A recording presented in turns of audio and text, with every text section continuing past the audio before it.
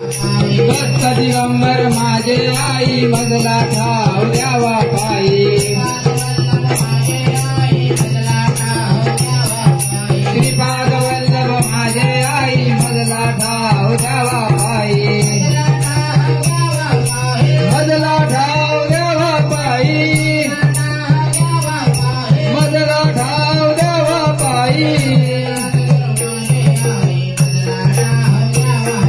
रमणनाथ गुरु माझे आई मजला ठाव द्यावा पायी सद्गुरुनाथा माझे आई मजला ठाव द्यावा पायी मजला ठाव द्यावा पायी मजला ठाव द्यावा पायी भागवत बाबा माझे आई मजला ठाव द्यावा पायी भागवत बाबा माझे आई मजला ठाव द्यावा पायी मजला ठाव द्यावा पायी मजला ठाव द्यावा पायी दत्त दिगंबर माझे आई मजला ठाव द्यावा पायी श्रीपाद वल्लभ माझे आई मजला ठाव द्यावा पायी मजला ठाव द्यावा पायी मजला ठाव द्यावा पायी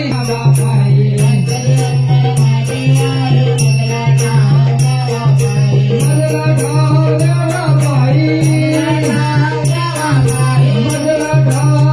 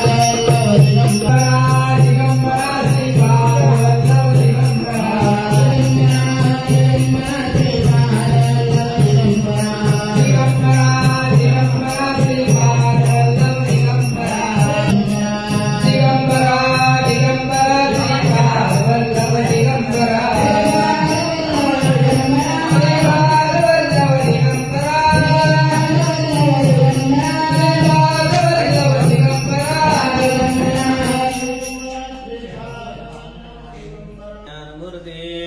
द्वन्द्वातीतं गगनसदृशं तत्त्वमस्यादिवीक्षमाम् एकनित्यं विमलमचलं सर्वान्ति साक्षिभूतं भावान्तीतं त्रिगुणरहितं त्वं दत्तसद्गुरु त्वं नमामि आदिनारायणं विष्णु ब्रह्माणं च त्र्यात्मजं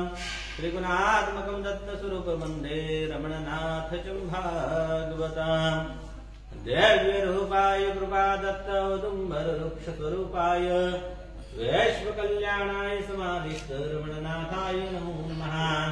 भगवान दत्तात्रेय देवता सहित रमणनाथ देवताभ्यो सायं आरती दत्तात्रेय देवताभ्यो सायं पालकी कुर्यार्थः शंख वाद्यनाद कुर्यार्थः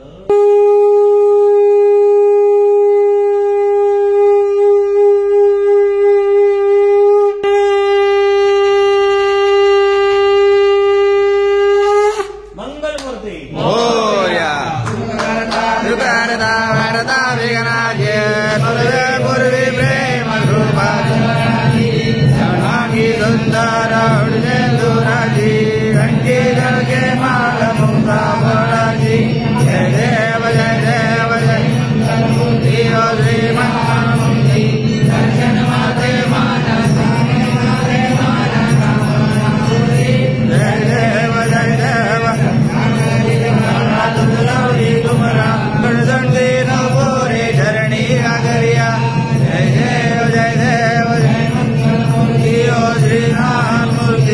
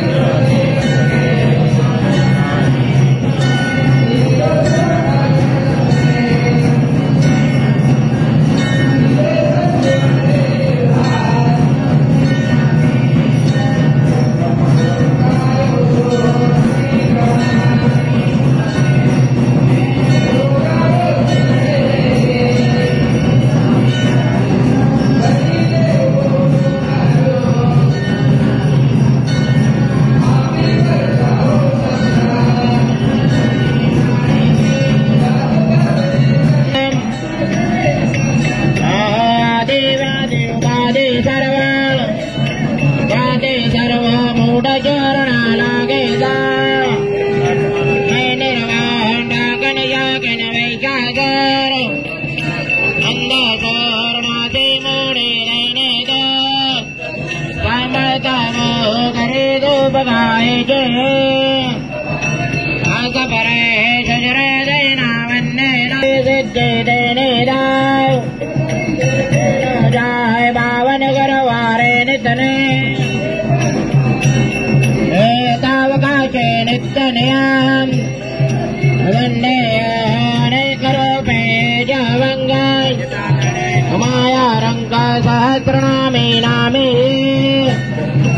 असंगजे वंदो दर्शने वारंवार सारा निर्वार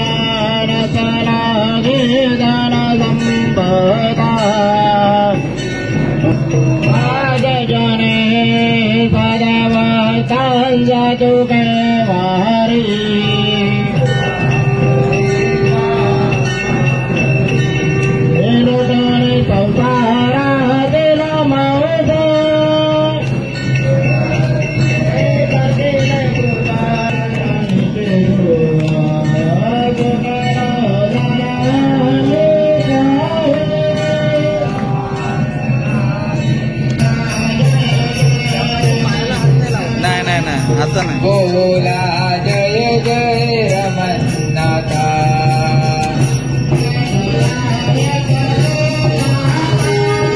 बोला जय जय रमन्नाथा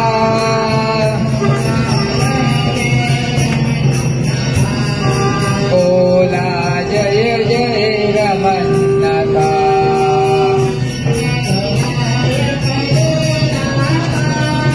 बोला जय जय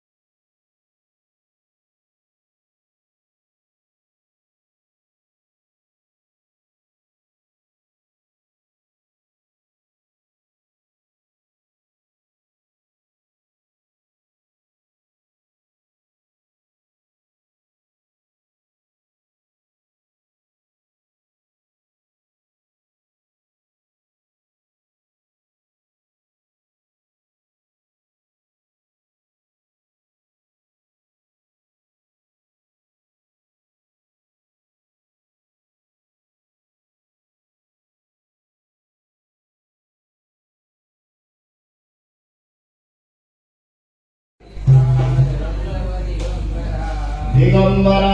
दिगंबरा श्रीपाद वल्लभ दिगंबरा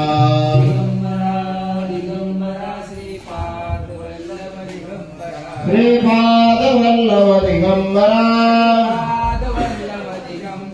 श्रीपाद दिगंबरा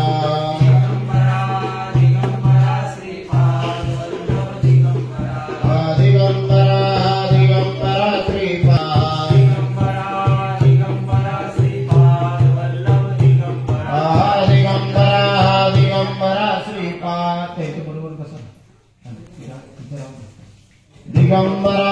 दिगंबरा श्रीपाद वल्लभ दिगंबरा श्रीपाद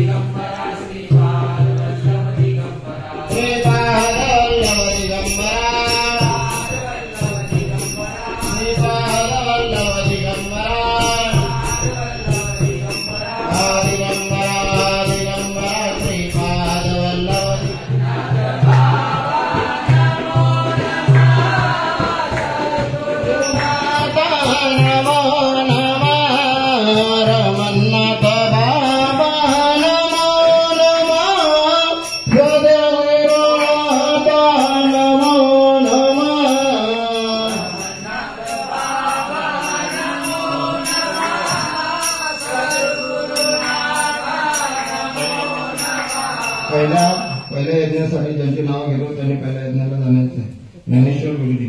रोहित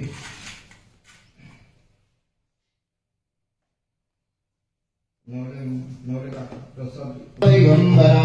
दिगंबरा दिगंबरा श्रीपाद दिगंबरा दिगंबरा श्रीपाद वल्लभ दिगंबरा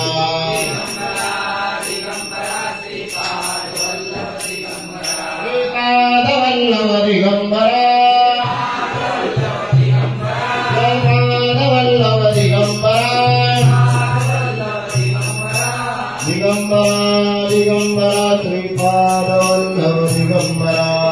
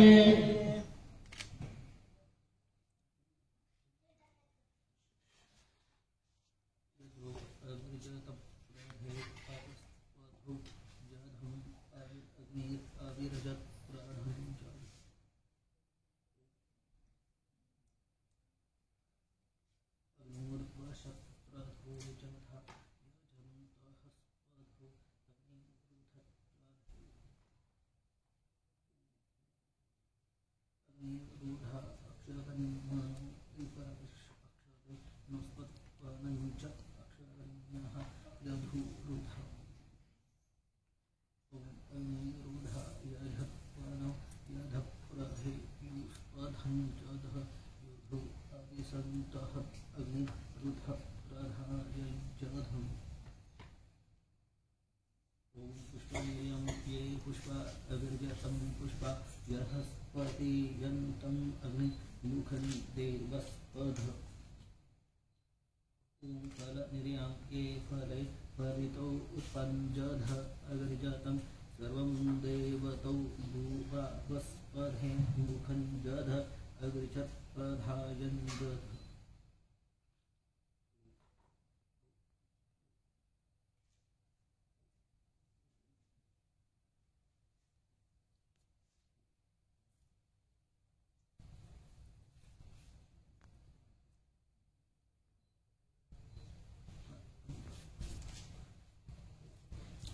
ॐ सोऽहं ब्रह्म ॐ रमणनाथाय स्वाहा ॐ सोऽहं ब्रह्म ॐ रमणनाथाय स्वाहा ॐ सोऽहं ब्रह्म ॐ रमणनाथाय स्वाहा ॐ सोऽहं ब्रह्म ॐ रमणनाथाय स्वाहा ॐ सोऽहं ब्रह्म ॐ रमणनाथाय स्वाहा ॐ सोऽहं ब्रह्म प्रजापतये नमः ॐ सोऽहं ब्रह्म इंद्राय स्वाहा इदम् इंद्राय नमः ॐ सोऽहं ब्रह्म अग्नये स्वाहा इदम् अग्नये नमः ॐ सोऽहं ब्रह्म सोमाय स्वाहा इदम् सोमाय नमः ॐ सोऽहं ब्रह्म गणपतये स्वाहा इदम् गणपतये नमः ॐ सोऽहं ब्रह्म सूर्याय स्वाहा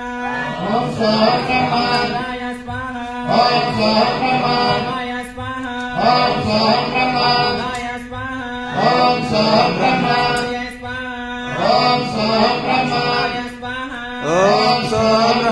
इंद्राय स्वाहा ॐ सोऽहं ब्रह्म इंद्राय स्वाहा ॐ सोऽहं ब्रह्म विष्णवे स्वाहा ॐ सोऽहं ब्रह्म विष्णवे स्वाहा ॐ सोऽहं ब्रह्म इंद्राय स्वाहा स्वाहा